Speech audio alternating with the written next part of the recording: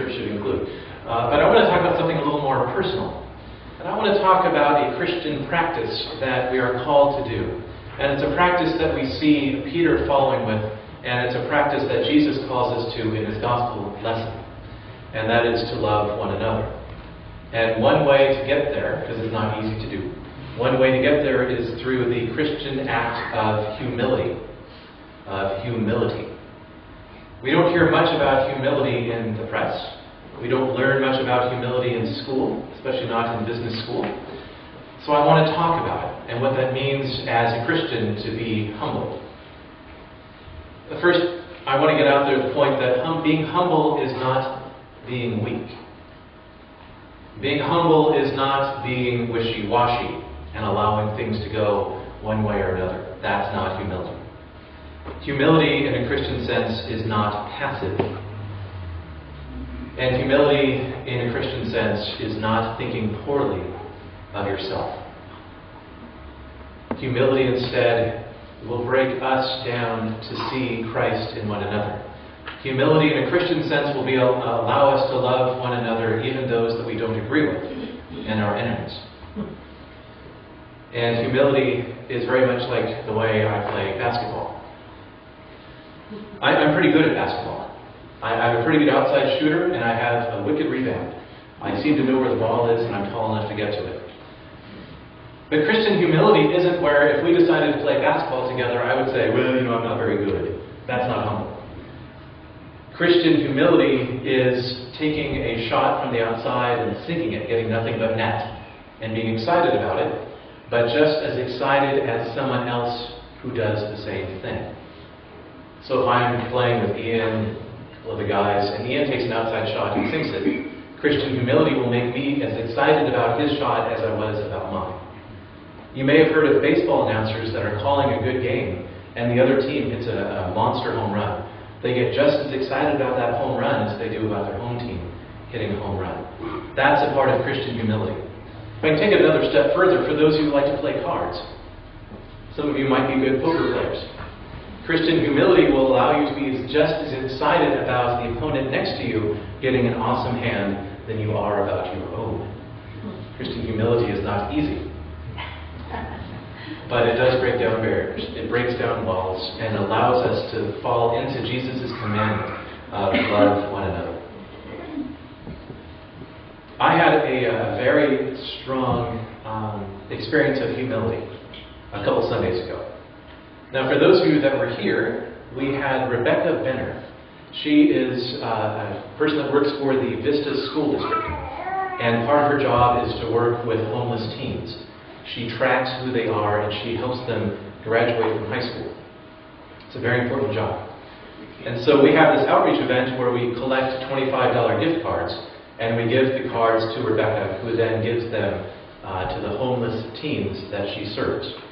This is the most vulnerable group in our society. They are generally away from their family. They are on their own. They are not adults, so they can't own things. They're very vulnerable. And so by collecting these cards and by Rebecca caring for them, they have a shot at graduating from high school and a shot at making it in the world. And so if you remember, she got up here and she asked before the service began if she could say a few words. And I thought she was just going to say some general thank yous. Thank you for the cards. But instead, she started talking about the story of a woman named Angela. And she was a 17-year-old who was out on her own, and because of our gift cards and other people's support, she's able to now make it. She's working full-time. She's going to graduate from high school. It's a great story. And so at the end of her story, I was getting a little verklempt, a little caught up in my own emotions, if you will.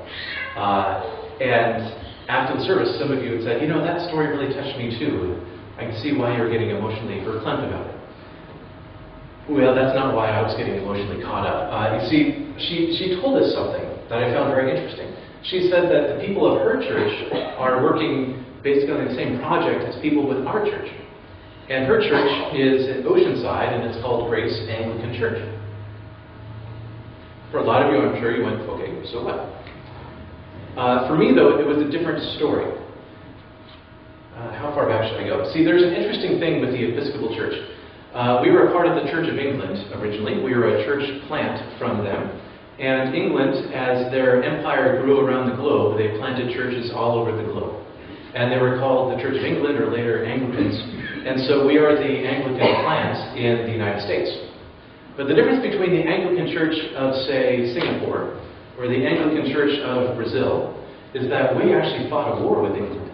And we broke away from them. And so it wasn't really astute in the church to call ourselves the Church of England after we just had this bloody revolutionary war against them. And so we changed the name to Episcopal, which means oversight in Greek.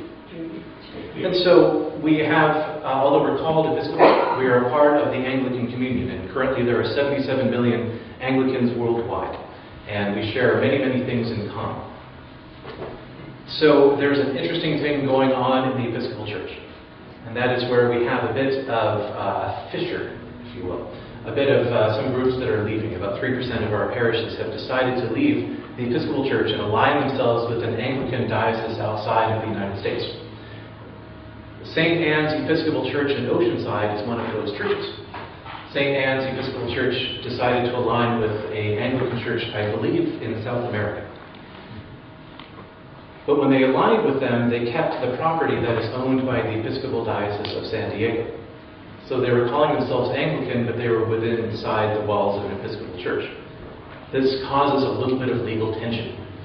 And the Episcopal Church, the diocese here, sued them. And the case, I believe if I remember this one correctly, was one of the ones that was heard by the state Supreme Court. And they decided that St. Anne's Episcopal Church belongs with the Episcopal Diocese of San Diego. And it was at our diocesan convention where our bishop was explaining this, and he got very emotional when he was talking about it. And many thought he was happy that we won. And in fact, what he was saying, and he's told us later, that we didn't actually win. It's never a win when you kick Christians out of a Christian building. It's not a win. Although I had been erring on thinking that it was. So this congregation that was originally St. Anne's, they are now moving out of their property and they are changing their name to Grace Anglican Church. And in not one of my best moments as a Christian, I suggested that perhaps we send them a letter that says, please don't use that name because we're Grace Episcopal, their Grace Anglican is very similar. I've been told I can't do that, which is fine. But the other thing is that I've been thinking lately, for several years now, with this fissure, this group that's moving away. I got caught in the thoughts that we are right and that they are wrong. I've been thinking that we're doing church right and they are missing the point. And that's not right. Christian humility won't allow me to think those thoughts.